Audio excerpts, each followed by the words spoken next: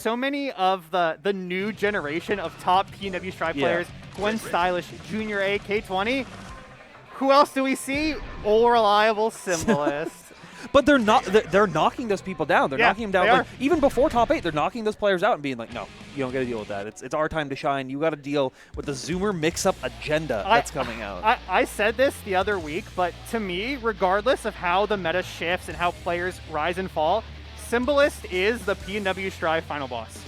They really are. I think they really are. Yeah. No, I totally get what you mean, but at the same time, like, you're seeing them shift off into other games, wanting to look at other stuff. Absolutely. And that might change, where you see Sim like being the final boss, but then being just the floor boss, and then the new final boss arises. But we'll have to see what can happen there as Sim tries to move it back. Yeah, has to use burst to get that pressure, and cannot cancel the steady aim in time. Doesn't block the fuzzy overhead. You had a great backdash, though, on that pressure. Now showing that, hey, I know how to deal with your shenanigans. I know that kind of pressure you're doing. This is what you're going to have to deal with. And this is now where we're going to see Gwyn really evolve their game plans, really try to change things up as they deal with the Happy Chaos. Great 2K to get the party started. Symbolist just a phenomenal and experienced Guilty Gear Strive player and knows that corner backdash is broken. Yeah. As any good, experienced Strive player should. Now, these 2K checks have been on point from Gwyn so far. This entire thing just like always being like, knockdown, yo-yo set, hit you with it. And Sim has been counterplaying like almost every mix opportunity, but still just going back to neutral and then dealing fine. 2K, hit, do it again. She's got the fabled DLC 2K, a 5-framer as well. It really is the DLC 2K. It's like Axel's 2K, basically. Yeah. Another back throw. We saw the only mileage Symbolist really got last round was off that. But just DPs. Gwyn has no fear to DP. She has been hitting that so consistently against everyone so far on stream. I mean, if they can't block it, why stop? Yeah, true. I like that too, just forcing out the burst. Now in a one-hit game, and Bridget has the tools to contest Happy Chaos zoning so effectively. Oh, the 2K again! Yeah, you can see Sim just not like, okay, yeah, no, that's good, that's good. Yeah. You're able to challenge me. You're able to stop me from doing, like, you know, the Happy Chaos stuff. I've got to do something about it. And I'm just being like, yeah, no. Also worth pointing out, in my opinion, that last game was one off chip damage. It was? Yeah, you're right. Oh, great 6P from both players. Oh, yeah. I love Gwen's willingness to do this. And just keep doing it again and again. Great 5B, though, from Symbolist right there. Oh, yeah. Too far to get your wall slump shenanigans started. Might as well hit him with the bullets. Just steal, 30%, leave him at a pixel, get a hard knockdown. And then just make him hold the gun. Yeah, it doesn't even go for the super concentration yet. Well, I think it's reasonable, right? Like, it forces them to burn that meter a little bit earlier, because then when they try to stay up close like that, you get that quick 2B confirm. Yeah, Symbolist, a master of understanding the meter that they'll get in positive bonus and not spending it until they know I still got the 50 on deck if I need it. Exactly. Great backdash, not getting bolted by that tap dust right there at that very max range spacing. Oh, but Sim not able to block the low mix after they even trying to FD them out. They were still able to crack that can open. Those are all gapless, by the way. All those mixes, gapless. And I blocked them all, every single one. Of course. Look, I'm undefeated against Gwyn. What can I say? You know what's funny? I actually am too. But for me, it means something. There you go. Oh, great YRC. It just tapped us back of your own. Just do it. Yeah. You had the RC. Might as well keep it safe. Yeah, Bridget, positive bonus. It's just not a character I want to be on the screen with. Oh, like, no, not at all.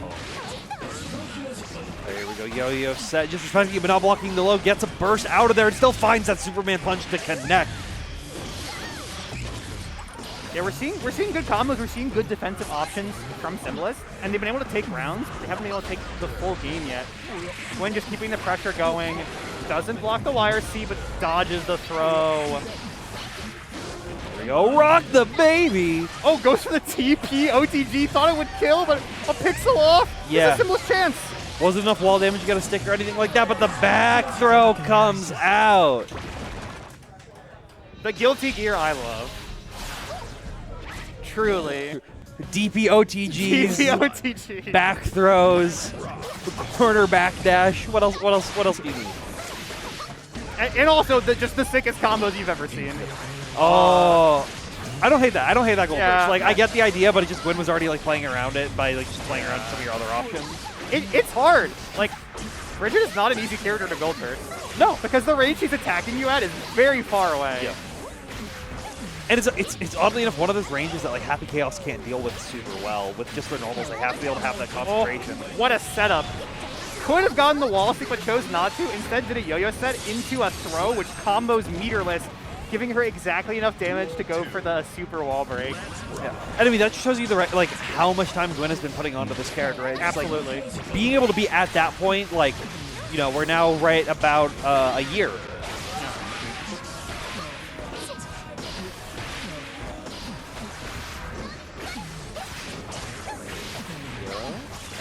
Delayed over with the JD, not able to confirm off it. Another back throw into the corner. Okay, I love that response. And I Beatty on love the that DP! response. Yeah, Wall Slump City here you go. Great backdash on the tap though, saying I'm good. BRC's back out. Gonna get hit by the yo-yo though, so can't set up the gunshot. RC is enough! No! Drops it! Oh! Yeah. Oh my goodness. What a set from Gwyn. Can I say, I love the backdash there post wall slump because you have Yes. enough health that you can take the super wall break. You just say, you are not wall slumping me anymore. It's something that I don't feel like people do enough. I feel like they're like too willing to just take it or like try to use some other option instead of just like, yeah, I can take the hit, I can use my health as a resource, and then say, no thanks, we're gonna go back and play. Yeah. Once you go back to neutral too, it's like, you're Bridget, you got a DP, you're gonna have RC in a second. Wow. The FD to get barely enough space for the 2K there. That was, at some point, it's great recognition of like, not only just like the game state, but player habits. Because you have to like kind of preemptively do that. You have to like determine, yeah, I'm gonna press this button. So. Yeah. Because, I mean, FDing, sometimes it feels like a very low-risk option. Yes. But when you're fighting against Happy Chaos, FD, due to the meter penalty, it means you're kind of giving up 5 seconds of having a YRC. And versus Bridget, with all the meter gain that she has on deck, it's like, it's even more than that. It's like you're gonna move around. Yeah, FDing, it has a real cost, and it's one that you don't always notice because it's kind of little and insidious. Yeah. And so when players are using FD sparingly but effectively, it shows such a mastery of the game's mechanics. Yeah. But yeah, so that's gonna bring